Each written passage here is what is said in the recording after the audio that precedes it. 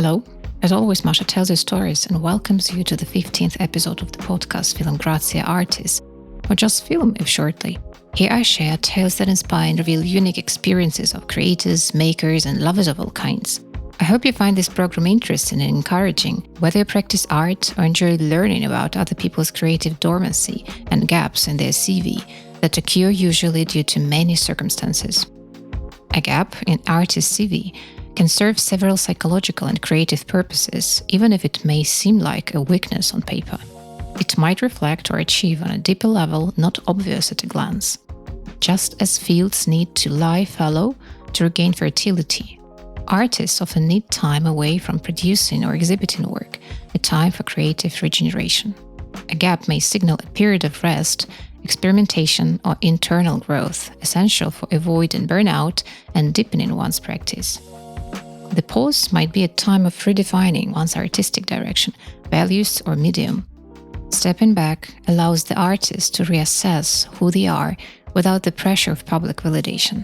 Some may find healing or recovery while using gaps to deal with emotional, physical, or psychological challenges, trauma, grief, depression, or even identity crises. These moments can later shape more profound and authentic work. Stepping back can be a quiet act of rebellion, an intentional refusal to bow to the relentless demands of constant productivity. In a system that pressures us to monetize every moment to remain visible, choosing slowness becomes a form of resistance. For someone committed to a conscious, authentic path, this pause can be challenging because true art requires time, agency, and the freedom to create on one's own terms. Time of research and exploration also makes voices calmer, especially when an artist dives into reading, traveling, learning, or experiments, gathering fuel for future work that isn't yet ready for exhibition. For some, a gap represents a period of transformation, a time when life storms, rain, and sunlight are absorbed and integrated. It's a space where an artist leaves their art quietly through parenting, caregiving, spiritual practice, or community involvement. Though this kind of experience may not show up on CV, it often adds profound depth to their creative voice. A CV gap in an artist's life might seem like inactivity from the outside, but its psychological meaning shouldn't be overlooked. Whether intentional or unexpected, these pauses often carry deep creative and emotional significance. Beneath the surface, they can mark quiet yet powerful periods of inner growth and transformation. In a culture that equates productivity with worth, not producing can be a radical act. Choosing not to participate in the endless hustle of exhibitions or commissions may reflect a deliberate break from market-driven pressure, a reclaiming of integrity and intention to grow. A constant process of creating can be draining. A pause gives the mind and body space to recharge, accompanying times when an artist steps back to ask deeper questions and reflect. What does my work mean now? Who am I creating for? Am I still aligned with my original vision? This kind of introspection isn't always visible in a portfolio, but it's essential to create authenticity. These quiet periods are always unseen for the wide audience, since they harbor the deepest creative shifts. Ideas simmer, new influences arrive, materials speak in new ways. Like roots growing underground, this unseen development is what later makes the visible work more powerful and personal. It's not about emptiness, it's about fertile silence. A time when the artist is living, learning, healing, or evolving. Often it's not a break from art, but a return to it on deeper, more authentic terms. Experiencing a pause in your creative journey is never easy, especially when it stems from deep pain like war, betrayal, disillusionment, dictatorship, or censorship. Yet, within this difficult space, quiet healing and transformation can begin to take root. It's rarely a clear or fast process, but over time, these breaks can become turning points for deep inner change. There is a widely known quotation: sometimes art stops not because you failed, but because something in you is asking to be heard first. Accept that this numbness is a veiled response to trauma or pressure from the outside. You're not broken, you're responding to overwhelming reality. Creativity often retreats when survival takes over. Give yourself permission not to produce. Rest is a part of the cycle. Then slightly move back and forth. Low-pressure acts like painting, slow stitching, reading, writing or journaling that reconnect you with your hands and senses and evoke fragments of thoughts that have been silent for too long. Periods of creative silence are not empty, they are gestational. You are still processing, still seeing, still becoming. Try reflecting through non-verbal forms without needing to shape them into finished work. They reclaim your voice and give it safe place and build your motivation. If the voice comes out, let what needs to be said come through, even if it's fragmented, raw, or different from your past work. This break or muteness isn't a void, it's a scared but sacred chapter. What you've endured is a part of your voice now. Even if no one else sees it worth, you can carry something essential forward. Insight, resilience, and a deeper empathy that will shape future work in powerful ways. If you ever feel stuck between silence and expression, try asking yourself, what do I need to say that I don't yet have words or images for? Who am I becoming this quiet? Can I make art that simply says, I'm still here? As I bring this topic to the audience, I also quietly acknowledge some deep truths for myself. A significant part of my former creative practice feels absent right now. In response, I find it gradually shifting toward the theoretical and reflective, exploring the history, philosophy, anthropology, and psychology of textile and fiber art, without creating as many material things as I did before. This shift comes during a time of emotional numbness, shaped by both societal and global upheavals. Now and then, I see many others going through similar experiences, struggling to find the energy to continue with what they once loved.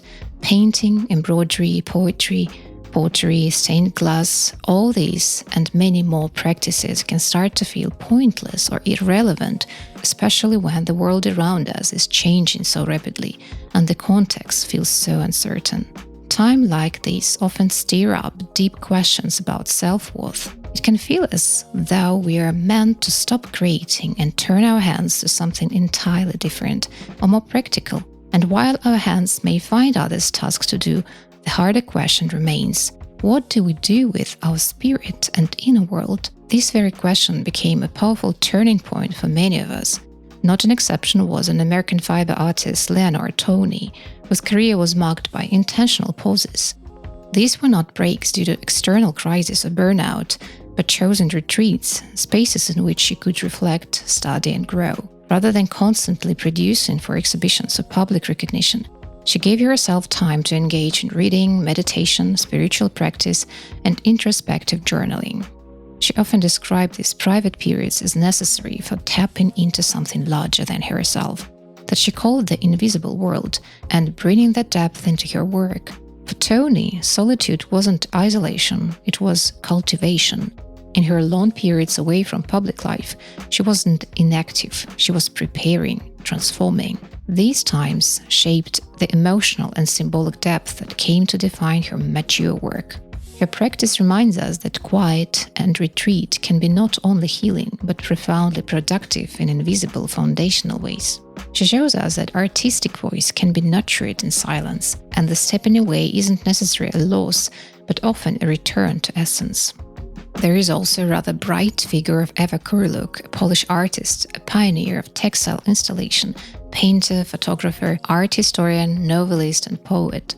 She is known for her large-scale fabric installations, ghostly often white cotton or muslin pieces, drawn with delicate human figures. Her early years were shaped by the trauma of war, since she was born shortly after the World War II to Holocaust survivors. Her work reflects themes of absence, fragility, and memory. Then creative path was interrupted by political repression in communist Poland and exile. Kuryluk experienced multiple artistic pauses during societal and political instability in Poland, including censorship and restrictions on exhibiting. During her time in exile, she turned inward, focusing on writing and silent reflection. Her return to textiles became a deeply personal, almost sacred act. Her installations serve as memory spaces for survival, loss, and self-reflection. Creative processes are often impacted not just by politics, but also by religion and global conflict. These forces can disrupt, silence, or reshape artistic expressions in powerful and sometimes painful ways. So it happened with the next hero. Aisha Khalid blends traditional textile techniques like Mughal miniature painting and needlework with powerful political commentary. At times, her work has been challenged or censored for its subtle critique of gender and power. In response, Khalid has leaned into symbolic, meditative forms, often using embroidery, piercing, and folding of fabrics as a way to express inner resistance and spiritual endurance. Her hand-inserted pins and repetitive techniques echo meditation, transforming labor into a hypnotic act, while Khalid experienced cultural tension and censorship. The delicate front-facing images, juxtaposed with the threatening backsides, mirror the coexistence of vulnerability and inner power. Aisha's practice reflects the balancing act of walking under surveillance while staying connected to inner truth. Through textile art, she resists censorship and conflict, not with protest but with soft, material poetics, where art offers spaces of reflection on gender, geopolitics, and spirituality, sustained by a quiet but fierce inner resolve. Even without the weight of direct political or societal pressures, one can still feel overwhelmed by the fast pace of modern life, especially the constant flow of communication, social media, and digital noise. This was the case of Ewa Kuryluk, who experienced a significant creative pause. Rather than forcing a return, she found renewal by turning back to the elemental clay, water, and fire after feeling increasingly consumed and exhausted by screen-based life and digital culture which coincided with the entering parenthood. Her connection with these grounding materials became a quiet but powerful way back to the artistic voice after a huge pause. Kuryluk's workspace in East London is deliberately minimal. She usually clears space both physically and mentally. This practice of letting go of completed pieces helps prevent attachment and invites fresh creative energy flow, which reflects an essential aspect of her pose. She stopped clinging to identity tied to past works, creating mental space for new directions. Artist's inner stillness is powerful. It gives place for pauses that may be great preparation for a future step and true art. Thus, Rainer Maria Rilke, an Austrian poet and an author, in his letters to a young poet, famously encouraged living the questions, urging patience during periods of silence and uncertainty. He believed deep creation could only come from inner ripening that takes time and solitude. In this, there is no measuring with time, he wrote. A year doesn't matter, and 10 years are nothing. To be an artist means not to count, and to ripen like the tree, which does not force its sap and stands confident in the storms of spring. Be patient toward all that is unsolved in your heart, and try to love the questions themselves, like locked rooms and like books that are now written in a very foreign language. Don't look for answers now that cannot be given to you because you would not be able to live them, and the point is to live everything. Creative dormancy is not stagnation. It offers languages for inner translations and invites us to trust the unseen becoming. Accept it, and I will be back soon.